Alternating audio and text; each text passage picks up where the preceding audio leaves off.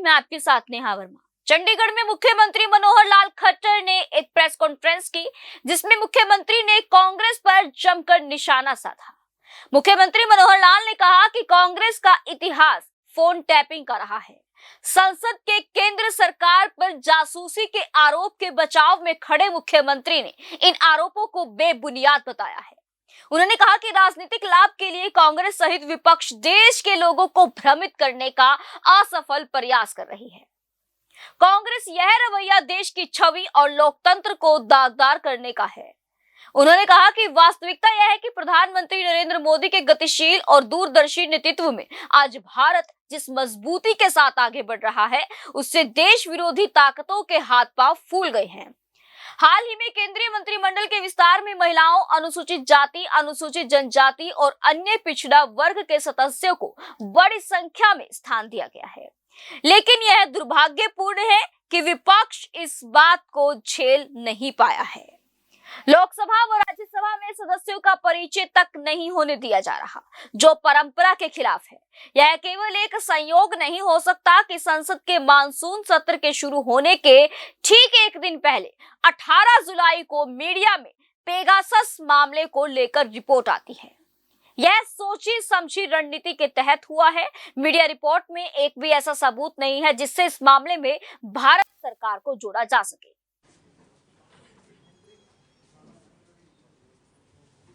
मित्रों नमस्कार।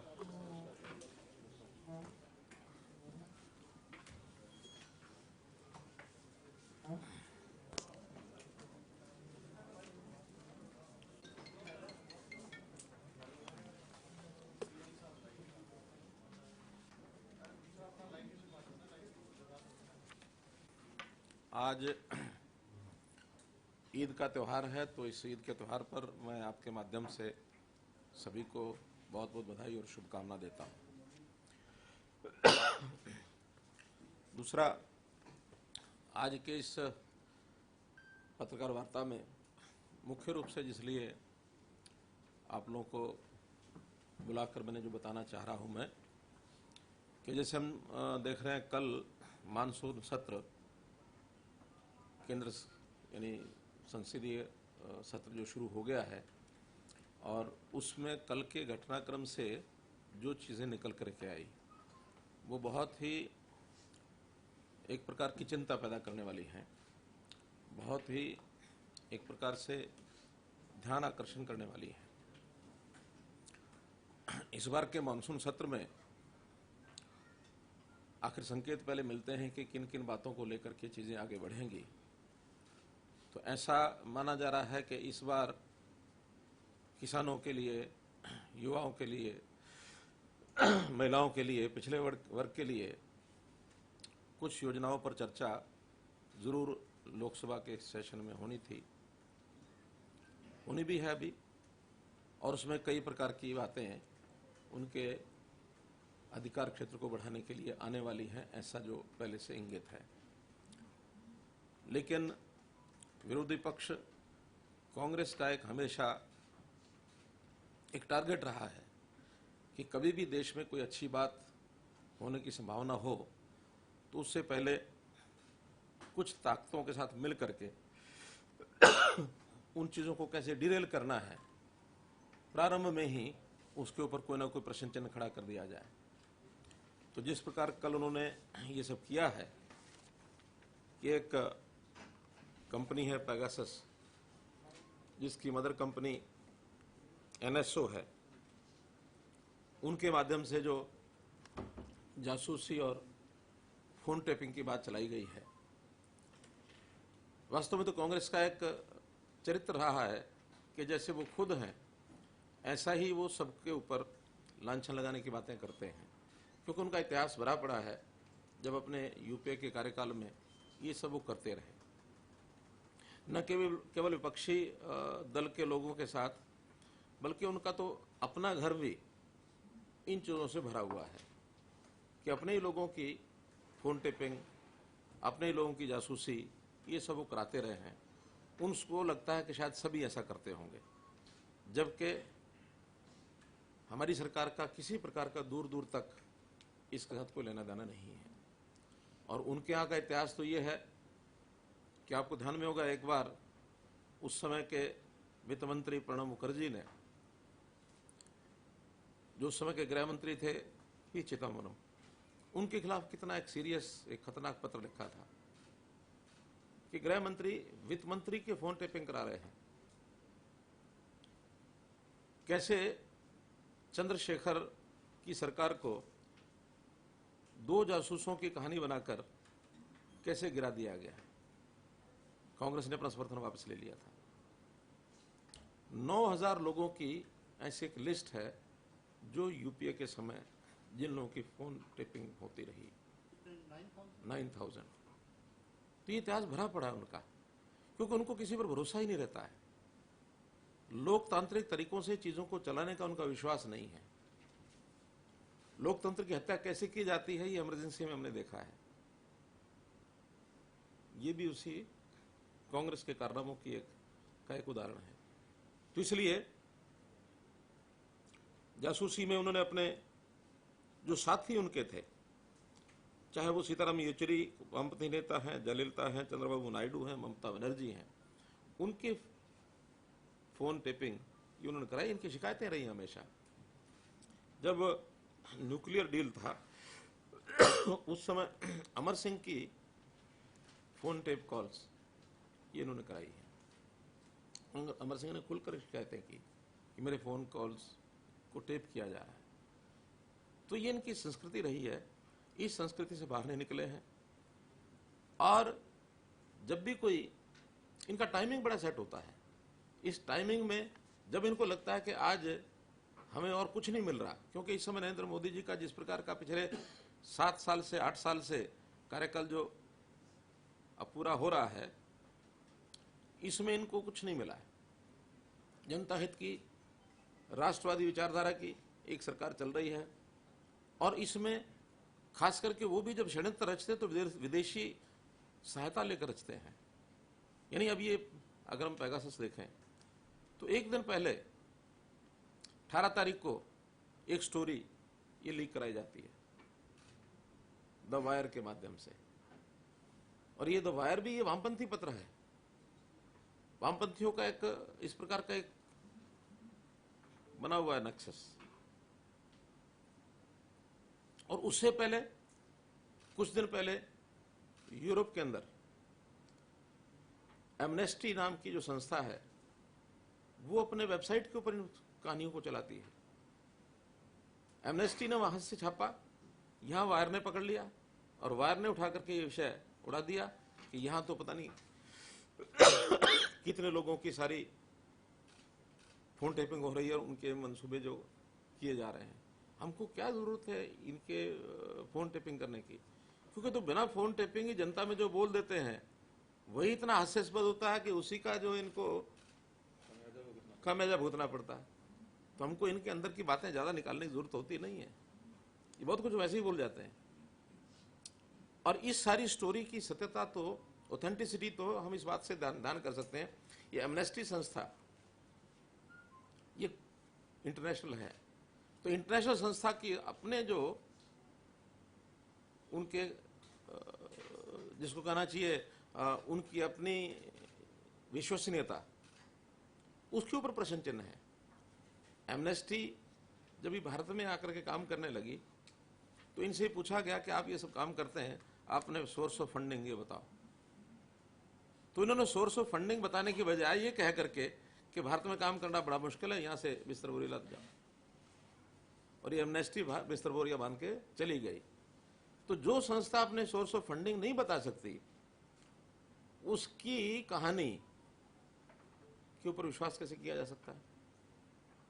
इसका मतलब कहीं ना कहीं इनके सबके तार ऐसी संस्थाओं से जुड़े हैं जो भारत देश की इमेज को खराब करना चाहते हैं। कांग्रेस के ऊपर मेरा सीधा आरोप है, कोई ऐसी बात हमारे खिलाफ कहें, नरेंद्र मोदी जी के खिलाफ कहें या केंद्र सरकार के खिलाफ कहें, जिसका कम से कम देश की जो हमारी संप्रभुता है, देश का जो हमारा मान सम्मान है, उसका तो ध्यान रखें। कोई अपने देश के अंदर की कोई बातें कह करके अगर कोई आलोचना होती है तो हम सहन भी करते हैं, कोई दिक्कत नहीं है। लेकिन जिन बातों को लेकर के हमारे देश की इमेज विदेशों में घटती है, ऐसी चीजों से इनको सावधान रहना चाहिए। इस प्रकार के खेल ना खेलें, वरना देश का अहित होगा। हमारे बारे में विश्वसनीयता ये घटेगी। आज देश दुनिया में किसी एक लेवल पर पहुंचा है, वो मोदी जी की नीतियों के कारण से, एनडीए की नीतियों के कारण से हम लोग कहीं पहुंचे हैं। लेकिन उसको धरातल पर न उतरने देने के लिए, उसको बदनाम करने के लिए जिस प्रकार की कहानियां ये बनाते हैं, तो इन कहानियों को जैसा ये कर रहे हैं, इसकी मैं निंदा करता हूं। और कुल मिलाकर के देश की जनता इन बातों को ध्यान रखेगी कि ऐसे किसी विदेशी संस्था के साथ कांग्रेस जो षड्यंत्र करके जिस प्रकार का ये फोन टेपिंग कंट्रोवर्सी को इन्होंने उछाला है, ये सिस्टमेटिक तरीके से भारत की प्रतिष्ठा को चोट पहुंचाने का ये काम है। इसकी निंदा हम सब करते हैं। इतनी ही बात आज की इस प्रेस कॉन्फ्रेंस में मुझे आपके सामने रखनी थी। जो आप ये जिनका बता रहे हैं, ये आपके पास आधिकारिक सूचना भारत सरकार से आई है, तो या फिर क्योंकि इंटरनेशनल और नेशनल इशू चल रहा है, तो आपके पास, हमारे पास अपना जो सूचना है, ये जो जिस अधिकार से आप कह रहे हैं कि सब षड्यंत्र रच रहे हैं, ये पॉलिटिकल स्टेटमेंट भी हो सकता है और चीफ मिनिस्टर का एक आधिकारिक बयान भी हो सकता है, तो इसका आधार क्या है? ये आधिकारिक बयान है। जब से कल ये सारा लोकसभा विषय उठा है, मैं इसके ऊपर 10 घंटे लगातार मैंने लगाए हैं। मेरी जानकारियां ऑथेंटिक जानकारियां हैं, ये सरकार की एजेंसियों के माध्यम से भी जानकारियां हैं, ये वेबसाइट के माध्यम से भी जानकारियां हैं, ये मीडिया के माध्यम से भी जानकारियां हैं। सभी सोर्सेज से जानकारियों के आधार पर मैं कह रहा हूं। क्योंकि जब एमनेस्टी इंटरनेशनल भारत में आया, उनसे भारत सरकार ने पूछा कि आपके सोर्स ऑफ फंडिंग क्या है, उन्होंने बताया नहीं, बल्कि अपना बिस्तर बोरी लाद करके चले गए। ये तो फैक्ट है। इस फैक्ट के अंदर मुझे कोई अनुमान नहीं लगाना है। कांग्रेस का जो इतिहास है पिछला, वो सारा फैक्ट है। चंद्रशेखर सरकार गिरी कि नहीं गिरी? 2 जासूसों के जासूसी के कारण से गिरी ना। हरियाणा की पुलिस के जासूसों के ऊपर ये ब्लेम लगाया गया क्योंकि कांग्रेस को समर्थन वापस लेना था। आखिर प्राइम मिनिस्टर के घर के बाहर 2 सीआईडी वाले मिल जाएंगे तो इससे सरकार गिरती है क्या? सीआईडी वालों के अपने काम हैं, करते हैं। अब मेरे बगल में सीआईडी चीफ बैठे हैं, तो इसका क्या, मैं क्या कहूं कि भी ये सब सीआईडी करने आए हैं यहाँ? इनको आपके आप साथ में लेकर कोई मकसद तो है? मकसद तो यह है कि इनकी जानकारियां बहुत ज्यादा हैं। इनकी जानकारियां, सीआईडी का काम होता है जानकारियां रखना, और जानकारियां मैंने इनसे भी ली हैं। ये भी पहले आईबी में ही थे। यही मैं जानना चाह रहा था जो आप नहीं, उसमें मुझे आपत्ति नहीं है बताने में। जो फैक्ट्स हैं वो फैक्ट्स हैं, और ये सारी जानकारियां हम सामान्य व्यक्तियों की बजाय जो प्रोफेशनल इंस्टीट्यूशंस हैं वो ज्यादा जानकारी रखते हैं, हमसे ज्यादा रखते हैं। इनका काम है ये।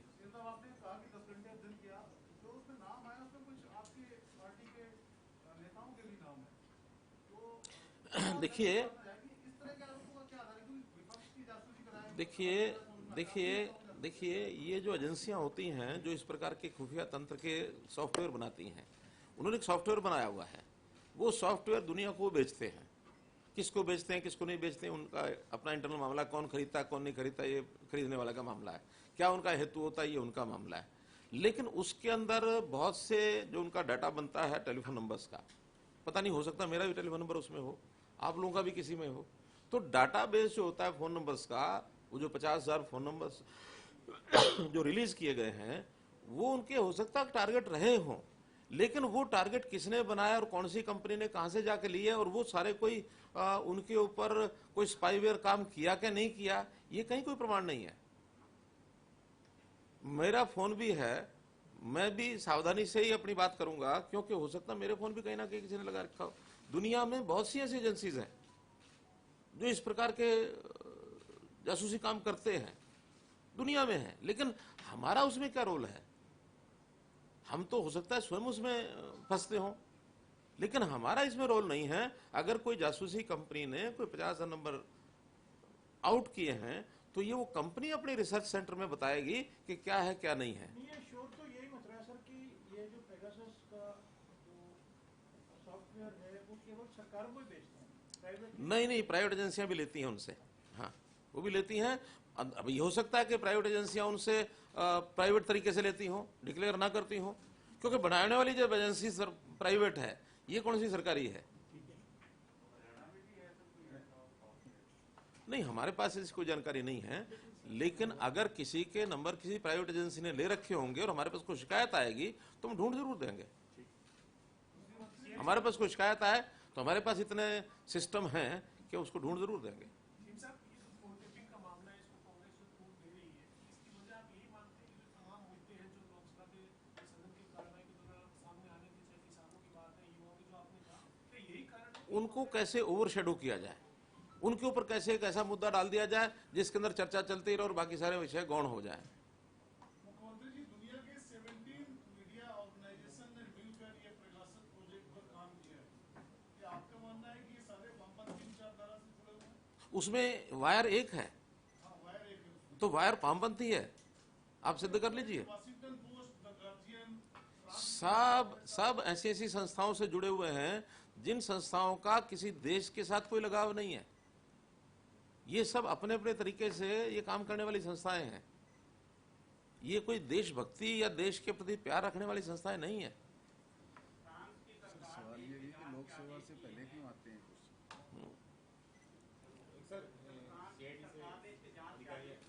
हाँ, क्या करें? हाँ,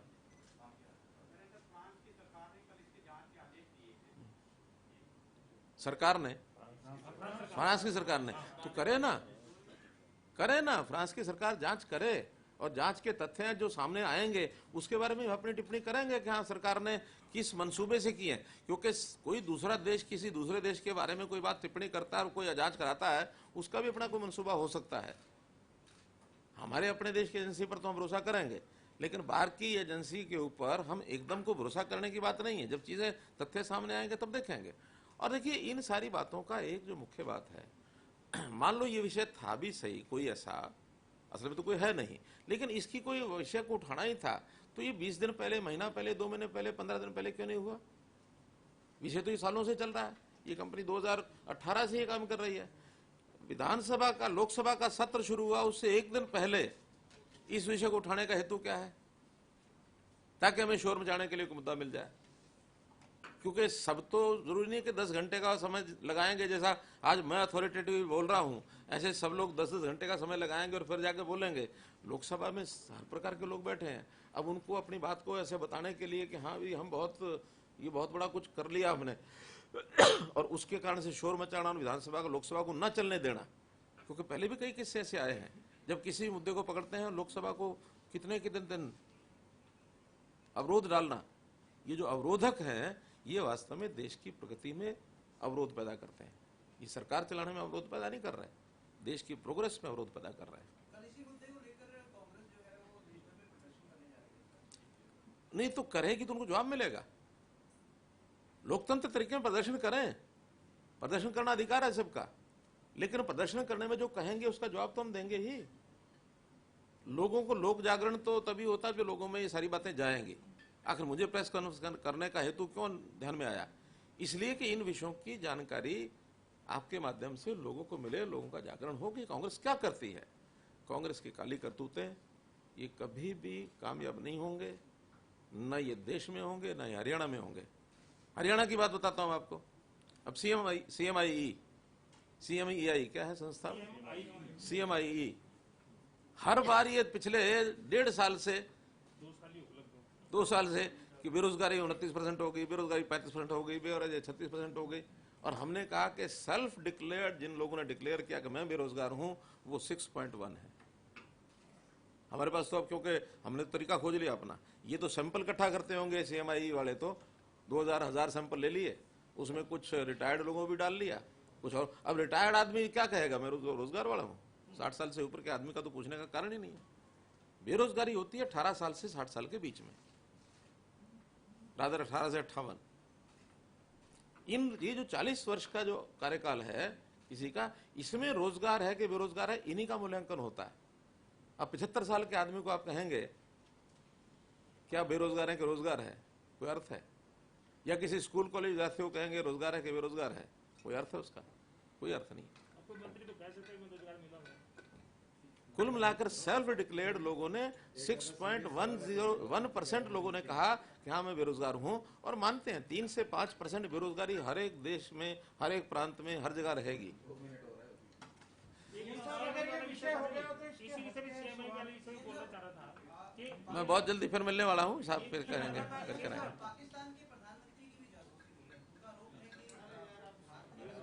अपने इंडिया की बात करें। मेरा कहना है कि हमें तो अपने बारे में विचार करना चाहिए कि हमारे देश के अंदर कौन क्या खेल खेल रहे हैं।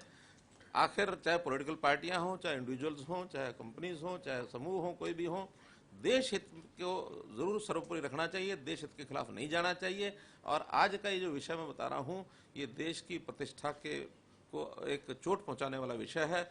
इस ओर जरूर आप यानी जनता को बताएं, अपने साधनों से बताएं। इतनी बात मुझे कहनी है। बहुत बहुत धन्यवाद।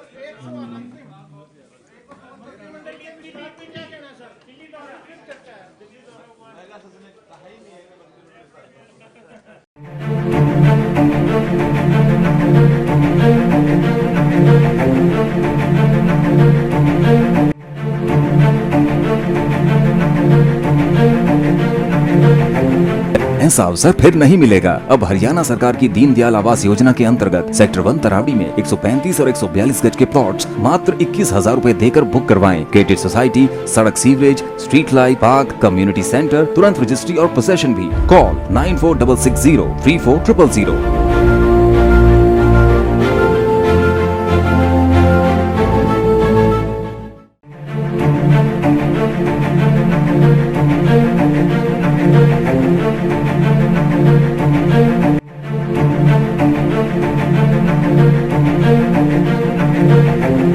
ऐसा अवसर फिर नहीं मिलेगा। अब हरियाणा सरकार की दीनदयाल आवास योजना के अंतर्गत सेक्टर 1 तरावड़ी में 135 और 142 गज के प्लॉट्स मात्र 21,000 रुपए देकर बुक करवाएं। क्रिएटिव सोसाइटी, सड़क, sewerage, street light, park, community centre, तुरंत रजिस्ट्री और पोसेशन भी। कॉल 9466034000।